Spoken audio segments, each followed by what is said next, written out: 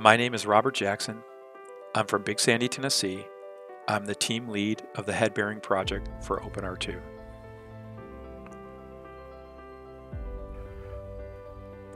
The head bearings start off as 18.5-inch 6061 T6 cast aluminum stock.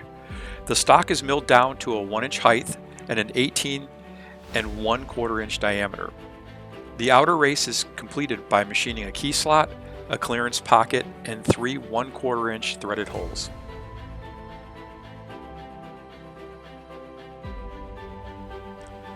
There are 3 variants of the neck bearing. There's the original blueprint design, the as-built remote control bearing, and the final weight relief version for Kenny Baker's unit.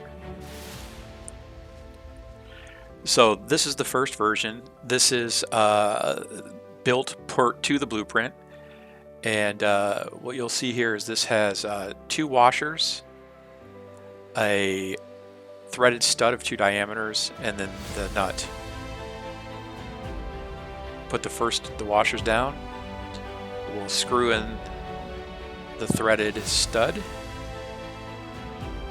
and we'll torque that down with the Allen wrench, and then let's put the nut on.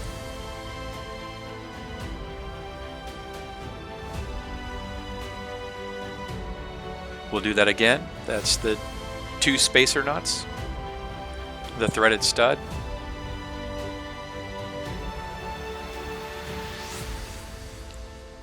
tighten that down with the Allen wrench,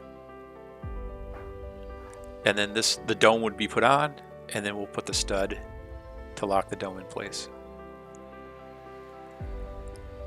Then we do that one more time.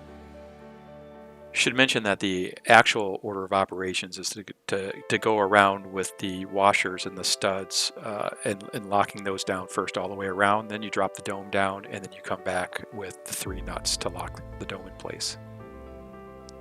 So it's likely that this design proved impractical. I'm not sure if while Kenny was inside he would have had the range of motion to reach up and secure the dome from the inside, or that on the RC unit coming in from the rear panel, if you could get past all the electronics to fasten that down. So it looks like a second design was made where the washers and the threaded studs and the bolt were just replaced with a locating pin.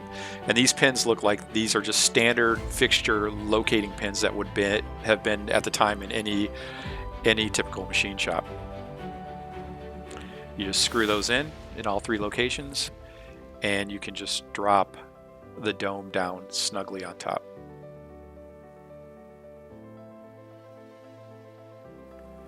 So let's do a quick flyby of all 3 variants. We've got the blueprint dome with the studs and the bolts. We've got the first RC dome with the pins, and then later we have the Kenny dome where they've drilled weight relief holes in, likely to make the dome rotation a little bit easier for Kenny, who was doing that mechanically.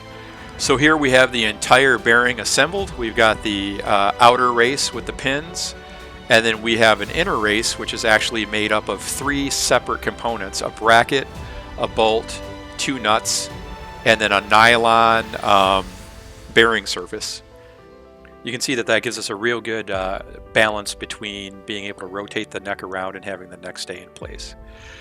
And that's it. I'll leave with a preview of the leg drop project, which is being headed up by Neil Anderson, project lead, who actually did the original system back in 1976.